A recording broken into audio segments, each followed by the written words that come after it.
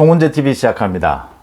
국민의힘에서는 다가오는 이번 설 연휴, 이 설 연휴를 이번 대선 전국에서 확실하게 승기를 잡는, 윤석열 후보가 확실하게 승기를 잡는 기회가 될 것이다. 또 그 기회로 만들어야 한다. 이런 전략입니다. 그러기 위해서 이 설 연휴에 윤석열과 이재명의 양자 토론회도 갖겠다. 양자 토론회는 이제 30일이나 31일, 그것도 프라임타임 황금시간대라고 하죠. 7시에서 10시 사이에. 10시에 넘어가면은 이제 좀 장년층 이상은 일찍 잠이 드는 좀 피곤한 시간이기 때문에, 시청률이 떨어질 수 있는 시간이기 때문에 7시에서 10시 사이에 열자 방송국 측에 요청을 해놓은 상태입니다. 또 하나, 이제 토론회에서 이재명을 잡는다, 확실하게 압도한다라는 것이고, 그 다음 또 하나가 안철수 후보와의 단일화 부분을 이번 설 연휴에 어쨌든 많은 유권자들이 가족이나 친지들과 만났을 때 이 후보 단일화 이야기가 나올 수 있도록, 설 연휴에 밥상머리에 화제거리로 오를 수 있도록 한다라는 것이 이제 국민의힘 윤석열 후보 측이 생각하는 전략입니다. 윤석열 후보가 지난해 6일 이제 당내 갈등을 마무리를 짓고 이준석 대표와 손을 잡고 선거운동에 나선 지, 본격적인 선거운동에 나선 지 2주 만에 지지율이 급등하면서 이재명과는 지금 지지율을 5에서 10% 정도는 벌렸지 않느냐, 지금 이렇게 보입니다. 적어도 4, 5%는 벌렸다, 이렇게 보입니다. 안철수 후보의 지지율도 뭐 두 자릿수거나 아니면 10% 언저리로 묶었다, 이렇게 보입니다. 토론회는 많은 준비를 해서 이재명 후보를 압도할 그런 준비를 하는데, 문제는 안철수 후보와의 단일화, 이 부분이 쉽지 않을 것이다 라는 징후가 나타나고 있습니다.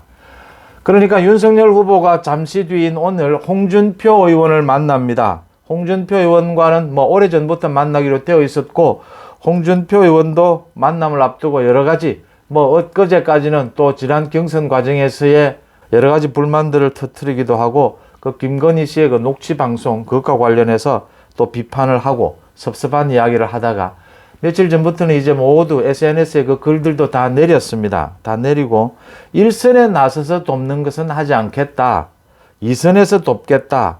지금 뭐 대구 시당위원회에 고문으로 되어 있으니까 뭐 적정한 선에서 돕겠다, 이렇게 지금 홍준표 의원은 얘기를 하고 있습니다.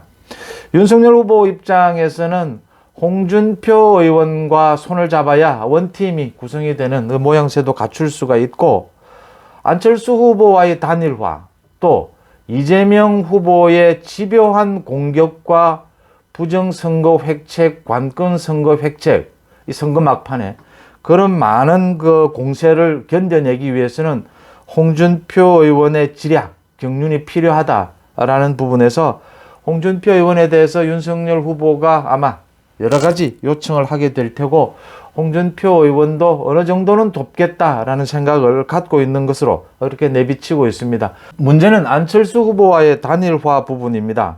안철수 후보가 상임선대위원장으로 최진석 교수를 영입을 했습니다.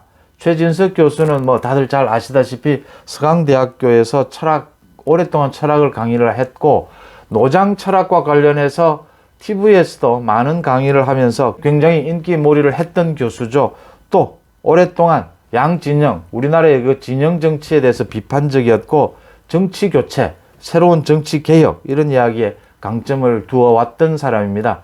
최진석 교수를 영입을 했고, 최진석 교수가 오늘 국회에서 기자회견, 상임선대위원장으로서 기자회견을 갖고, 정권 교체만을 바라서는 안 된다, 우리 정치 자체를 바꿔야 한다, 우리가 정말 이제는 선진국으로 나아가기 위해서는 정치 자체를 바꾸는 그런 정치 교체해야 한다라고 하면서 안철수 후보의, 그러니까 완주 쪽에 무게를 실었습니다. 안철수 후보도 최근 들어서 완주하겠다라는 의사를 피력을 하고 있습니다.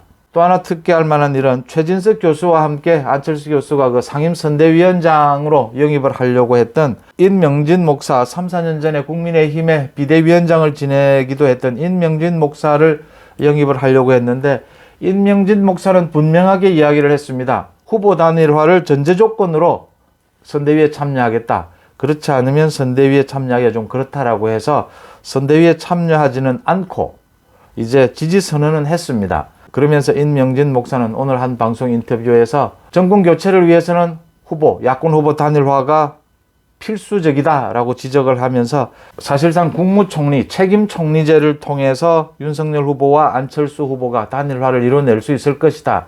이렇게 이야기를 하면서 단일화 쪽에 무게를 실었습니다. 임명진 목사는 단일화 쪽에 무게를 싣고 있기 때문에 아마 안철수 후보가 상임위원장으로 영입을 하는 것은 선을 그었다. 최진석 교수를 상임위원장으로 영입을 하면서 완주 의지를 피력을 했다. 이렇게 보입니다. 이준석 대표도 계속해서 안철수 후보와 단일화가 쉽지 않을 것이다. 완주할 것이다 라고 보고 3자 대결, 4자 대결에서도 윤석열 후보가 이길 수 있는 방법을 찾아야 한다. 계속 이렇게 얘기를 하고 있습니다. 이렇게 얘기를 하는 것, 이렇게 무게를 싣는다라고 해서 단일화의 가능성이 뭐 낮아졌다 이렇게 볼 일은 아니고요. 오히려 단일화의 가능성이 더 높아질 수도 있다라는 겁니다. 문제는 단일화가 빠른 시일 내에 이야기가 되고 빠른 시일 내에 공개적으로 논의가 되기는 힘든 분위기다. 설 연휴를 지나야 단일화 얘기가 나올 수 있지 않겠느냐. 지금 이런 분위기인 겁니다.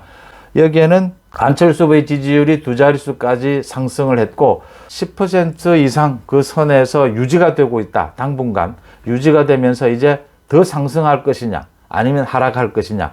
오늘 최진석 위원장은 20% 지지율을 보게 될 것이다. 이렇게 장담을 하기도 했는데 여기에서 이제 지금 정체 국면인데 더 상승하느냐 하락하느냐 이게 결정적인 국면을 맞게 될 것이다.